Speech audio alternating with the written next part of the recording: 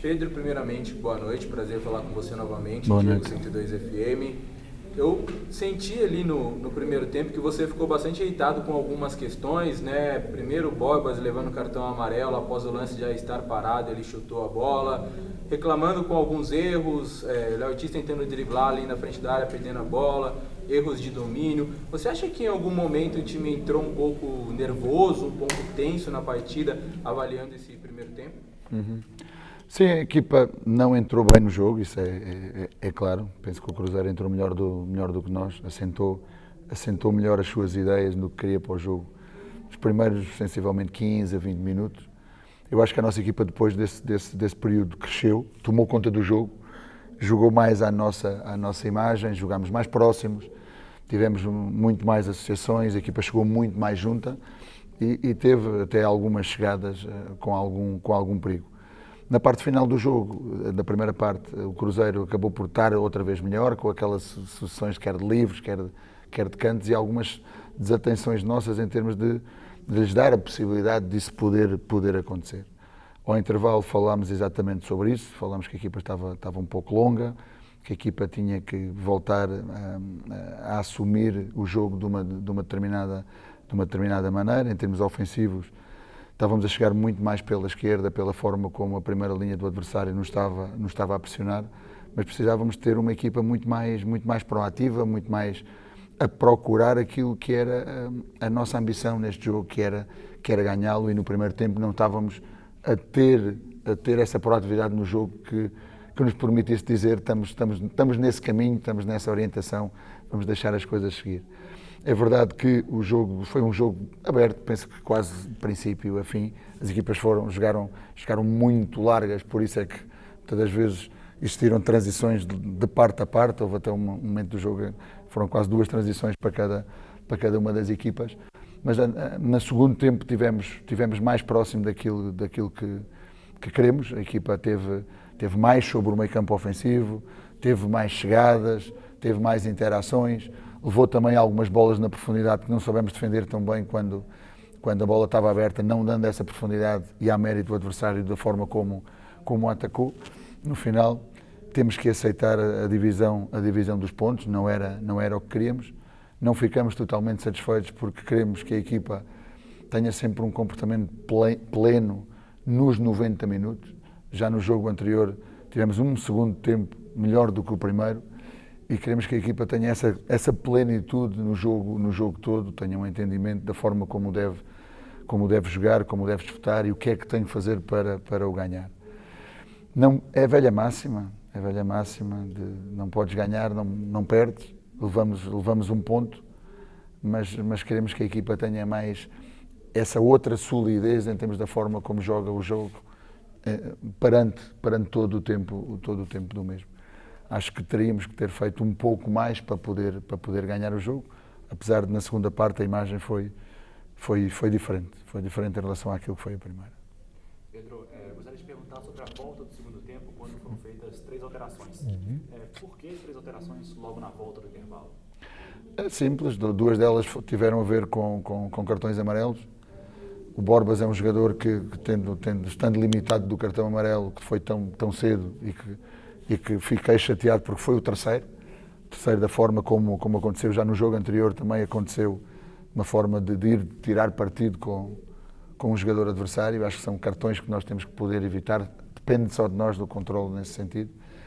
E como ele é um jogador intenso, a sua intensidade de agressividade sobre a bola e das suas ações ficava obviamente comprometida. O Vitinho também levou um cartão amarelo no final da primeira parte.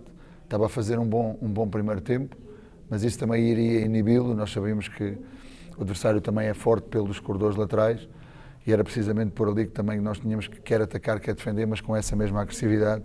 Então daí a troca. O Lucas teve praticamente uma semana sem estar connosco, voltou esta semana, treinou muito bem, demos-lhe de novo a oportunidade de poder jogar.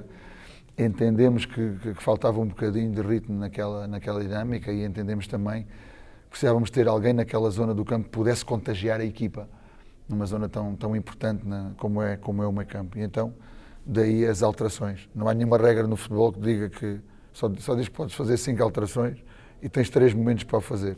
Não há nenhuma que diga que não podes fazer 3 ao intervalo. Eu já cheguei a fazer até 3 aos 20 minutos de jogo. Então tem a ver com o sentimento da equipa e a forma como nós pensamos, como treinadores, na análise do jogo, como é que vamos poder ajudar a equipa. Então teve a ver um pouco com isso. Você falou um pouco sobre o Lucas Evangelista, faltou um encaixe maior hoje do meio-campo, você orientou por mais de uma vez o Jadson Silva ali quanto ao posicionamento dele, pedindo para o pessoal encurtar mais os espaços, né? O time do Cruzeiro dominava com uma certa tranquilidade e colocou o Capixaba no segundo tempo. Faltou mais encaixe do meio-campo do Bragantino hoje? Não só no meio-campo, do meio-campo, mas dos que os pontas pudessem ter defendido um pouco mais por dentro. Nós estávamos a defender muito abertos e permitia que o adversário conseguisse encontrar os espaços interiores. Não tinha a ver só com os médios, mas tinha a ver também com uma proteção dos pontas de encaminhar de dentro para fora para que pudéssemos aí depois criar zonas de pressão. O problema não foi tanto em termos defensivos, nesse sentido, mas como a equipa estava distante, notava-se também um pouco mais, mas ofensivamente, como o Cruzeiro estava a assumir quase uma marcação individual sobre os nossos médios, aí sim teríamos que ter tido um jogador-chave que pudesse desequilibrar isso, alguém que saísse dessa marcação, ou eventualmente também aquilo que pedimos ao Alejandro, sair da zona dos centrais, uma vez que os médios abriam na perseguição e pudesse estar por dentro para ser um referente para a bola entrar já nos últimos 40 metros e a partir daí pudéssemos acelerar o jogo. Em termos defensivos, penso que teve a ver um bocadinho com a distância com que a equipa teve e também dos nossos pontas estarem muito abertos a defender e não permitiram a ajuda do fecho do espaço interior junto com os nossos meio-campistas. O Juninho Capixaba voltou durante a semana, né? Ele tinha uma negociação praticamente certa com o CSKA. E eu estive no CT na sexta e vi que você reuniu ele com o grupo, falou bastante ali. Falei um pouco, falei bastante. O que você procurou passar para o jogador depois de uma negociação frustrada e treinando apenas 2 dias? Ele não tinha condição de iniciar a partida jogando? Não, nós temos de ser coerentes no todo, em termos da forma como foi conduzido todo o processo, quer da parte diretiva, quer da parte do próprio jogador. Desde o início ele foi muito sério e frontal connosco. Nós entendemos muito bem aquilo que são as expectativas que o jogador tinha em termos de prosseguir a sua carreira e aquilo que é a visão dele que ele tem também já dá muito tempo de poder seguir a carreira ou ter uma oportunidade na Europa.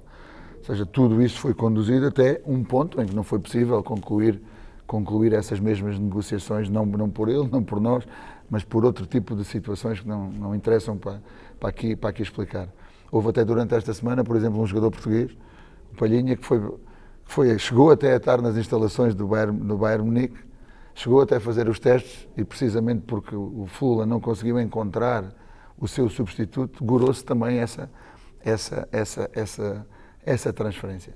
Mas, no regresso do Juninho, uma vez que o Juninho, quando as coisas encaminharam quase para a sua conclusão, já todos tínhamos como um feito que ele iria sair, então foi de bom tom fazer a sua reintegração, dizer o porquê, explicar aos nossos jogadores porque é que o processo não se concretizou e fazer a sua reintegração, como bem disse, com apenas 2 dias, para poder regressar ao grupo e na coerência total daquilo que era a preparação do jogo e no tempo total que ele teve praticamente toda a semana, não era de bom tom que ele começasse o jogo. Nós temos que acreditar naquilo que é o trabalho dos jogadores que temos. O Juninho é um jogador importante, mas os outros fizeram o trabalho ao longo da semana, temos da preparação de tudo isto e a nossa coerência em relação a essa confiança tinha que continuar intacta, não é?